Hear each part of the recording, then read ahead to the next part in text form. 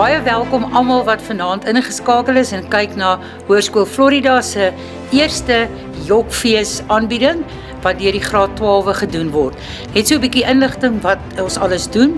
Hierdie is die eksamenwerk wat hulle oor 'n week vir hulle finale praktiese eksamen gaan doen. Die keuses van stukke is vanaf die internet, van YouTube, van bestaande tekste. So ek dink dit is nodig om regtig te sê waaroor elkeen gaan nie. Daar's 'n verskeidenheid, ons het stukke uit Psychosis van Sarah Kane en julle sal van die stukke herken. Maar sit agteroor, geniet dit. Ons hoop dit is vir julle 'n lekker ervaring.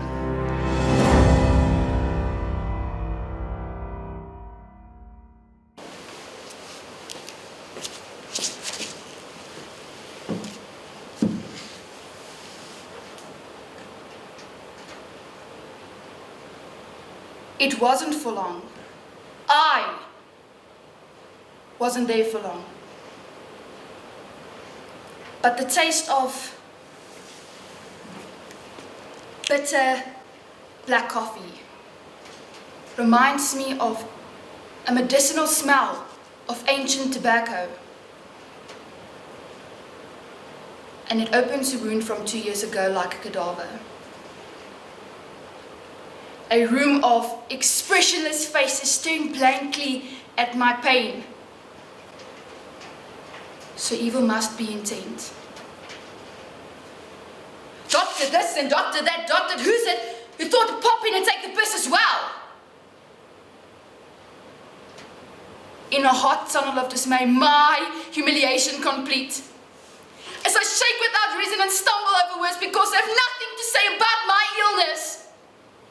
Because I am going to die. I'm deadlocked by a soothed, psychiatric voice that tells me that my body and mind are one. Doctor this writes it down, and doctor that tries a psychiatric mama. Watching me. Judging me. Smelling my crippling aching oozing from my skin. As I gape in horror and wonder why everyone is smiling. Acknowledging my aching shame. Shame, shame, shame. Drown in your fucking shame. Inscrutable doctors. Sensible doctors. Doctors who thought were fucking patients if they weren't proof otherwise. Covering each other's asses until I scream for you. The only doctor who touched me voluntarily and said it was nice to see me. Who lied and said it was nice to see me. I trusted you. I loved you. It's not your lies that hurts me the most, but your bare-faced fucking falsehood covering his masquerade notes. And while I was thinking that you were different, you were covering your ass too, like every single mortal cunt. Nothing can extinguish my anger. Nothing can restore my faith. This is the world I wish not to live in.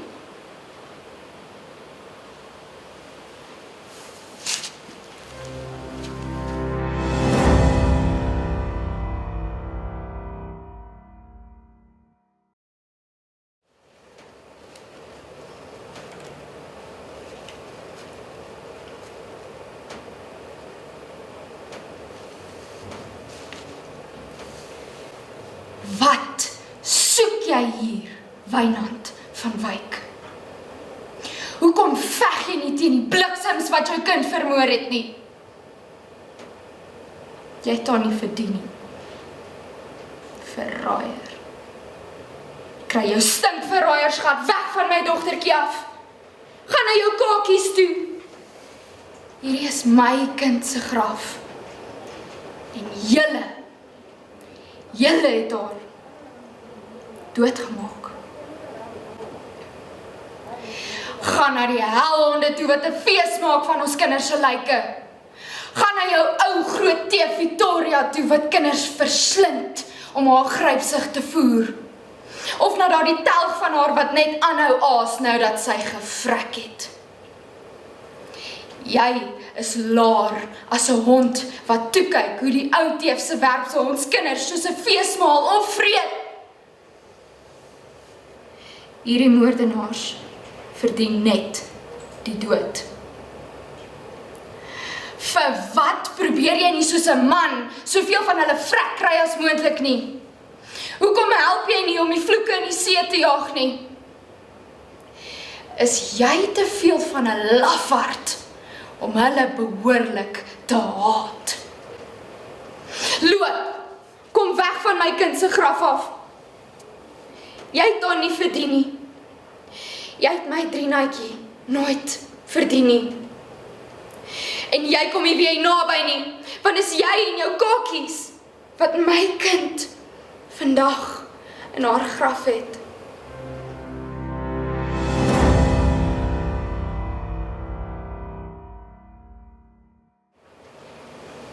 Ek besef dit nou. Alles is 'n leuen en dis die liefde se skuld. Dis wat Stanley gesê het. Cupid voel vere en Griet was reg. Ons, wat nog al die jare gedink het die liefde is perdjies met vlekkies wat spook as 'n poep, is voor gejok. As ek toe geweet het wat ek nou weet, sou ek my nooit oorgegee het aan die liefde nie. Kyk nou maar net. 'n Klassieke voorbeeld. Die Titanic. Met een van die mooiste liefdestonele in die geskiedenis van film. Jack, met sy bubblegum blou lippies wat bibber en beef in die stille oseaan om vir liewe Rose te laat lewe. En dan, die belofte. Jack, I'll never let go, Jack. Pragtig, hartroerend en totaal en al absurd. Wat is die? Punt 1. Kon sy nie net 'n halwe bout opgeskuif het nie? Nee, sy lê daar in haar volle glorie die hele dubbeldeur van my moer. Daar kan 6 tsunami gesinne saam met haar by die deurpas, maar nee, sy lê want sy moet net nie nat word nie. En Jack, waar's jou balls? Wel, seker ou water is seker maar 'n retoriese vraag, maar my magtig sê vir haar, move your bloody ass, bitch. En dan, my favorite deel. Jack, I'll never let go, Jack. En wat doet sy? Sy let go. Daar sak hy soos 'n sinker in die Vaaldam tydens 'n visvangkompetisie. Ja, ek weet dit is net figuurlik gesproke, maar nog steeds. En nadat sy die man let go uit, gaan staan sy wragtig en smy die bloody necklace in die see. Vir wat? Hou die damn ding vir jou, verkoop het, kry geld, kry 'n nuwe kar, maar nee. Sy offer alles op vir die liefde. Regte ou drama queen. Weet jy wat? Freddie se hele majesteuse M-O-E-R moer. Ek gaan nie agter hom aanloop soos 'n lessie nie. Kom so Frida. Mooi so, mooi so. As hy vir my skoothondjie soek, hy moet vir Melanie kry. Sal ek in elk geval soos 'n Doberman pinscher met haar spitsneus en haar markierikite. Skoon afgesit, ek los sommer alles. Ek gaan nie terugbel nie. Ek gaan ook hierdie foon antwoord as hy bel nie. Ek gaan nooit weer oorlof vir ete nie. Ek gaan nooit weer na ons gunsteling speurtafel toe gaan nie. Ek gaan nooit weer die burger special eet nie. Ek gaan sy nommer delete en van Pacific af ook. Ja? Dis reg, van vandag af gaan ek aan met my nuwe lewe.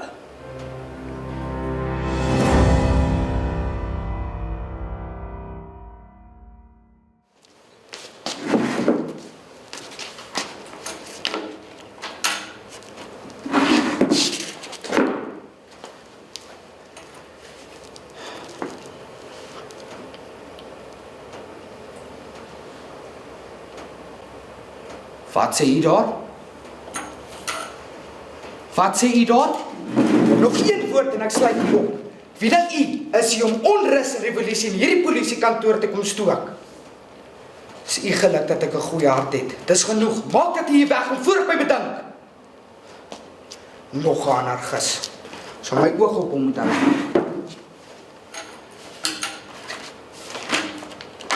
Vra meneer Poenie om hierheen te kom. Goeiemôre meneer Poenie. Weer eens moet ek u meedeel dat u werk doen met die vaardigheid en netheid van 'n vark.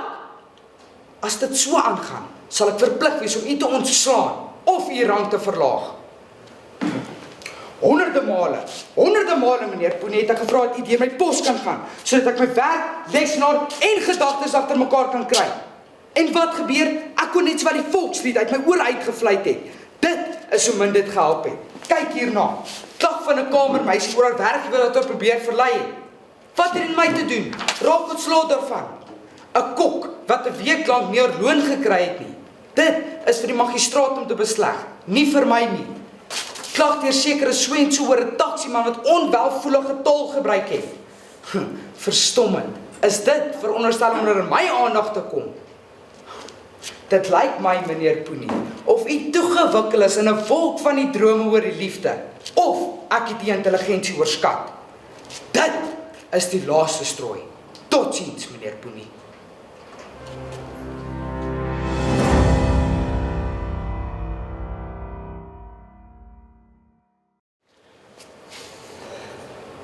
Kola Kamitsi, die vreeslikste van almal, die leier van die rowerbende.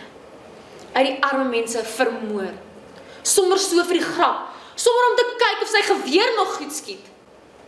Hy het alreeds 'n klomp mense om hom versamel, maar hy was nie tevrede nie. Hy wou nog meer gehad het. En die wat nie met hom wou saamtrek nie, het hy vermoor. Kola Kamitsi het my man met geweld saam hom gesleep. 2 dae later het hy meer dood as lewendig teruggekom na my toe. Hy kon nie praat nie. Dit was nie meer my man nie. In sy oë was die verskrikking van al die dinge wat hy gesien het en hy het sy hande bedek. Hy het skaamte, uitwalging oor die afgryslike dinge wat hy moes doen. My hart wil gaan staan toe ek hom so voor my sien. My Nino, maar wat het jy gedoen? Jy het gevlug, hulle kom jou haal, hulle gaan jou doodmaak.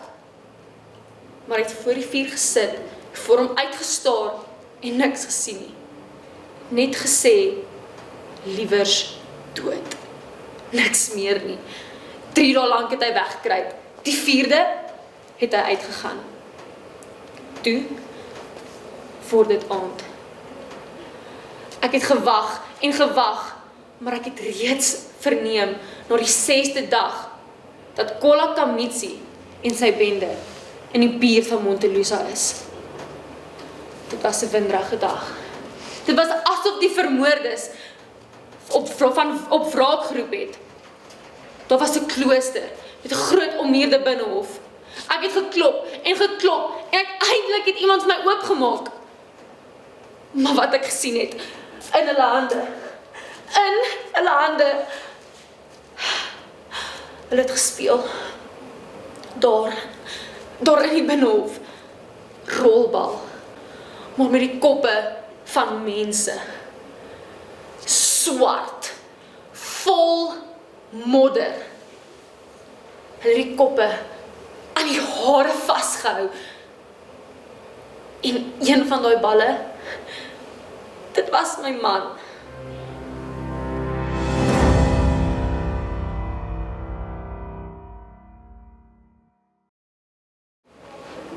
Vat net aan my. Probeer net. En kyk wat gebeur. Nee, jy's te treurig. Jy's net back en dis al. Jy's 45 en wat het jy? Niks. Net mooi niks. Jy's 45 en jy pas 'n stasietjie op waarvan almal al vergeet het. Jy is groot meneer en het baie te sê, maar jy kan nie eers vir my 2 simpel paar oorballe bekostig nie. Jy slaap alleenig omdat jy nie weet van vroumense nie. Hendrik, omdat jy nie verstaan van vroumense nie. Al wat jy verstaan is ou stikkende karre. 'n Vrou is nie 'n kar nie, Hendrik. Op Touwsrivier 20 jaar terug het almal gesê jy gaan stasiemeester wees voordat jy 30 is. Toe kom Emma, toe Leidenburg, toe soek mekaar, toe Willem. Elke stasie 'n bietjie kleiner, 'n bietjie verder en 'n bietjie valer. En nou sit ons hier. Nou sit ons hier.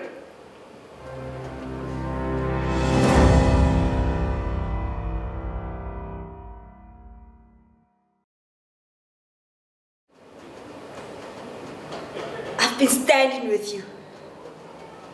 I've been right here with you, Troy. I've got a life too. But I gave up 18 years of my life to stand in the same spot with you. Don't you think I ever wanted other things? Don't you think I had dreams and hopes? What about my life? What about me? Don't you think it ever crossed my mind to want to know other men? That I wanted to lay up somewhere and forget about my responsibilities? That I wanted someone to make me laugh so I could feel good? You're not the only one who's got wants and needs. But I held on to you, Troy. I took all my feelings, my wants and needs, my dreams, and I buried them inside you. I planted a seed and watched and prayed over it.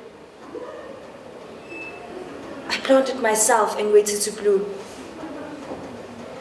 But it didn't take me no 18 years to find out that the soil was hard and rocky and that it wasn't never gonna bloom. But I held on to you, Troy. I held you tighter. You was my husband. I owed you everything I had. Every part of me I could find to give you. And upstairs in that room, with the darkness falling in on me, I gave you everything I had to try and erase that you wasn't the finest man in the world. And whenever you was going, I wanted to be there with you. Cause you was my husband. Cause that's the only way I could survive as your wife. You're always talking about what you give and what you don't have to give. But you take too. You take and never know nobody's giving.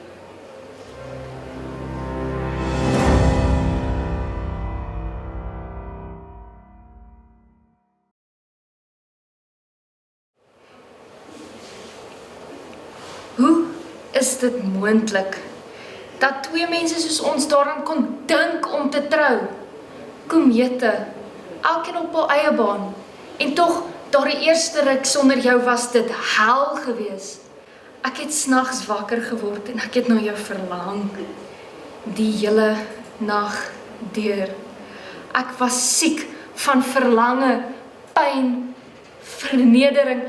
My gedagtes was 'n maalkolk van vra, redes, antwoorde vir wie. Ek was soos 'n wilde dier in 'n hok en niemand kon huishou met my nie. Ek het jou gehaat en jou bemin. Ek het jou gesoek. Ek het elke lyn van jou gesig in my gedagtes nagetrek. Dit getroetel en dan het soos 'n verwende kind weer uitmekaar geskeur. Oor en oor. Ek het jou beeld eindeloos geskep en verwoes. Geskep en verwoes. Dit was om van siek te word en altyd met die wete dat ek jou vir ewig verloor het. Dikwels het ek gewonder hoekom nog bly leef, hoekom nie net 'n revolver vat en teen my kop druk en... Maar dan was daar altyd die kinders. Hulle het soos berge voor my gestaan. Die lewe sal nie saam met jou sterf nie, Hermine Blanche, het ek vir myself gesê.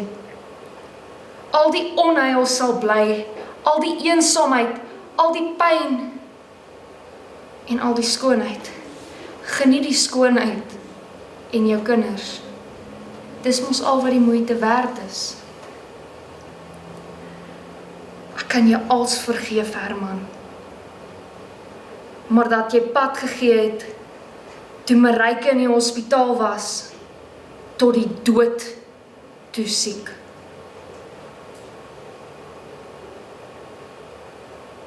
En daai maande wat ek in die hospitaal saam met haar gesit het na die ongeluk, terwyl jy en Sylvia mekaar in die woonwa vermaak het.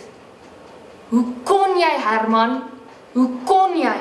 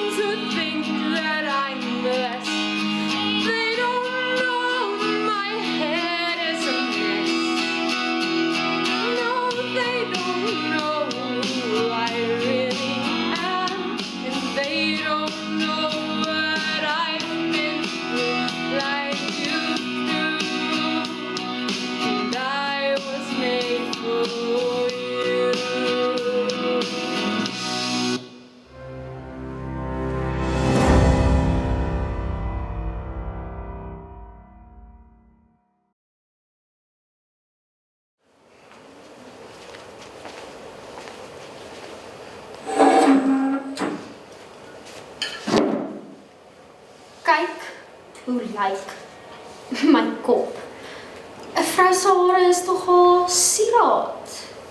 Maar dis wat kinders aan jou doen. Mabel is ongeskik met my. Elvis het 'n hart gebreek. Rassie het dit boets geword en nou sit ons met 'n sletterige talenta ploert. 1/2 van jou lewe word opgefok deur jou ouers. En die ander helfte deur jou kinders. Wat? Jy het my waar jy my mos nog altyd wou hê. Bles en die kombuis verslaaf en verslaan. My temper is 'n gat, man. Kyk hoe lyk ek en kyk goed. Dis ek, jou vrou. Kaalkop en 'n has-been. Te dink, ek was nogal iets om na te kyk op my dag. Kon kies en keer, goeie mense en goeie mans. Nogal ryk is, met V6 Cortinas en Grand karre en die hele lot. En kyk waar sit ek nou. In Danville. Tussen 'n klomp users. Dis soos daai merk van jou. Wat het geld opvreet en nooit weer gaan loop nie. Die sif op die agterdeur, wat jy nog steeds nie reggemaak het nie.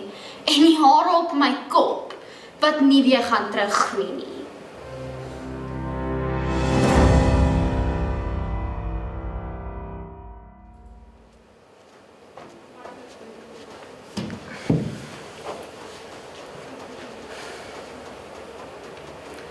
My ouers. Weet jy hoeveel keer het my pa vir my gesê, hy's liever vir my as vir Annemarie? Watter tipe groot mens sê dit vir 'n kind? En hy hou aan my vas en hy sê, jy's pappa se prinses, Hester, my Hestertjie. En die puberteit slaan en ons rokkies raak al korter? Nee, jy kan nie so aantrek nie. Hier by die huis is dit fyn, maar daar buite is dit mense wat jou gaan wil misbruik. Toe maak ek maar soos hy sê. Alles toe. Die prekery het nie daar opgehou nie.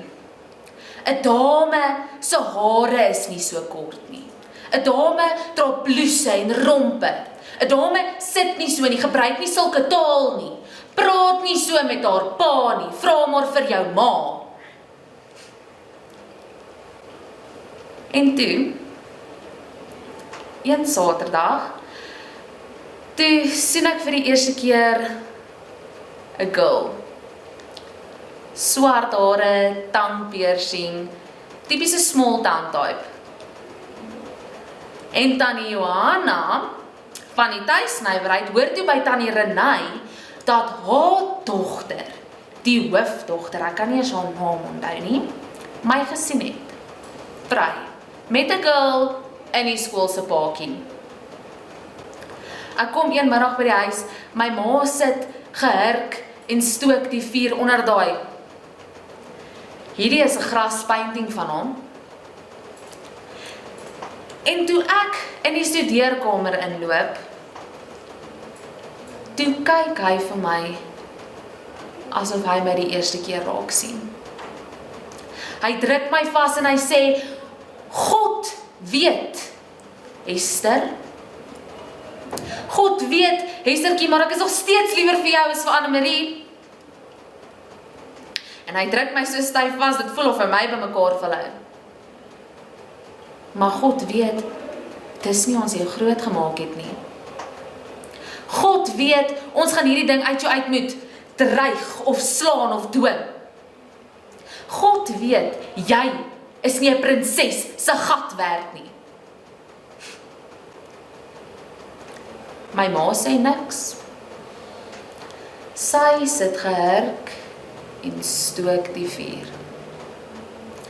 Verwoed, maar stil. En ordentlik. Altyd so fucking ordentlik.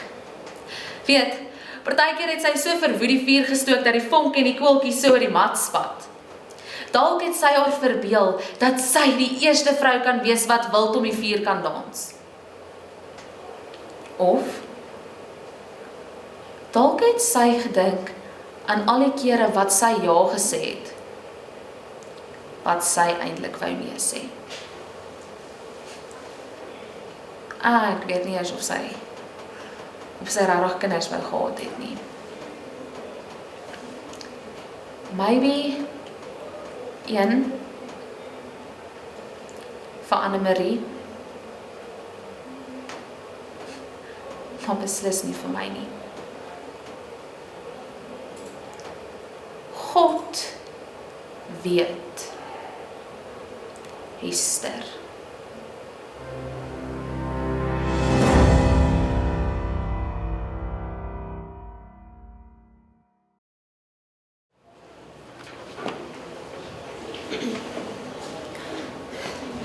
Last night, I had a dream. I found myself in a desert called Cyberland. It was hot and then my canteen had sprung a leak and I was thirsty.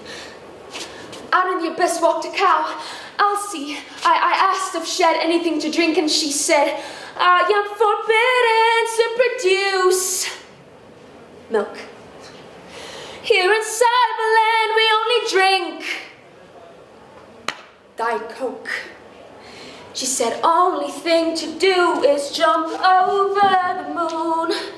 And they've closed anything real down like bars and chosen performing spaces and replaced it all with lies and rules and virtual life. But there's a way out. Leap of faith, leap of faith, leap of faith. Only thing to do is jump over the moon. And I've got to get out of here. It's like being tied to the hood of a yellow rental truck, being packed up with fertilizer, with fuel. And I've got to find a way to jump over the moon and jump over the moon. Then a little bulldog entered. His name, we have learned, was Benny. And although he once had principles, he abandoned them to live as a lapdog to the wealthy girl of the revolution. A 1, 2, 3, that's bull, he said. And ever since the cow's been jumpy. Maybe it's a female thing. Cause who'd want to leave Cyberland anyways? Walls ain't that bad. The dish and the spoon, for instance, they are down on their luck. They came knocking on my doghouse door and I said, not in my backyard utensils, go back to China. You know, who'd want to leave Cyberland anyway?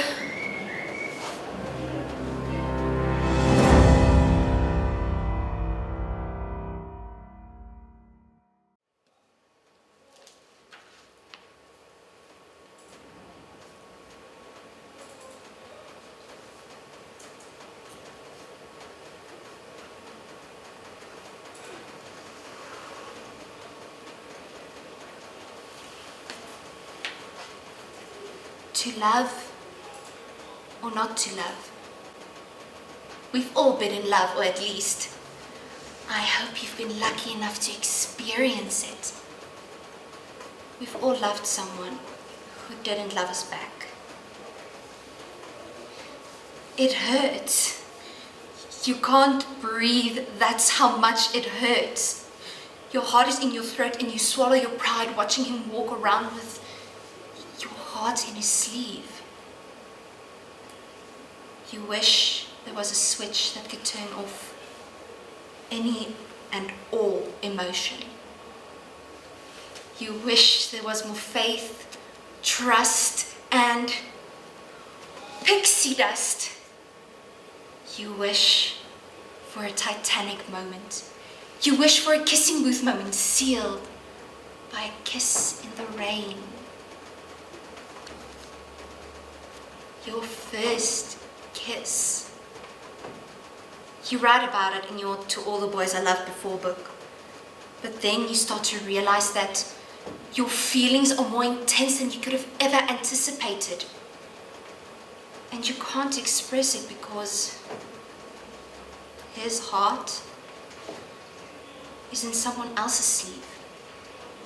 But whilst his heart beats through the veins of another sleeve, your feelings pound like a toxic drug through your veins, reminding your body not to heal or to deal with what reality is trying to tell you. But you'd rather be 6 feet under if the fairy tale of 5 feet apart couldn't be yours. Where's my prince? My happy ending?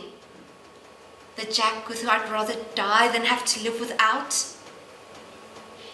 Your heart beats out of your chest every time you see him, like energy racing from one point to another. This energy ignites like a spark, which you can't deny.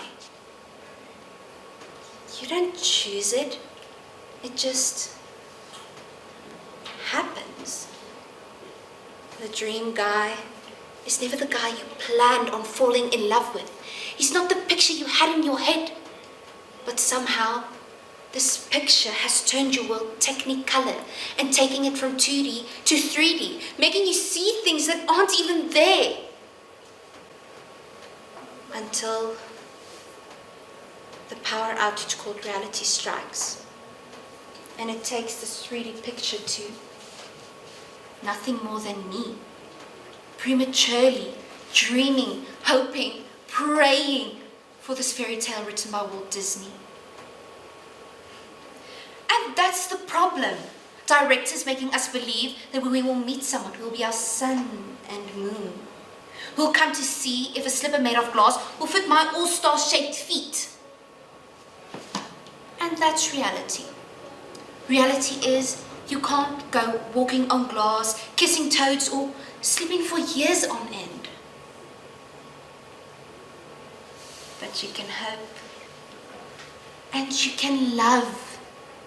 You can fall in love and out of love with someone who will have no faults in their stars. Who will open a door for you. Who will help filling the blanks on your bucket list. Who will risk a foot for you like Will and Stella. Who will break down his walls to build them up around you. To protect you. But this hope, this never-ending time spending dreaming and caring can hurt.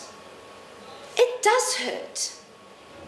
But it's okay to hurt because the truth is we all do whether we like to admit it or not. But the beauty of loving and falling out of love is to be able to breathe through it all. To just keep breathing.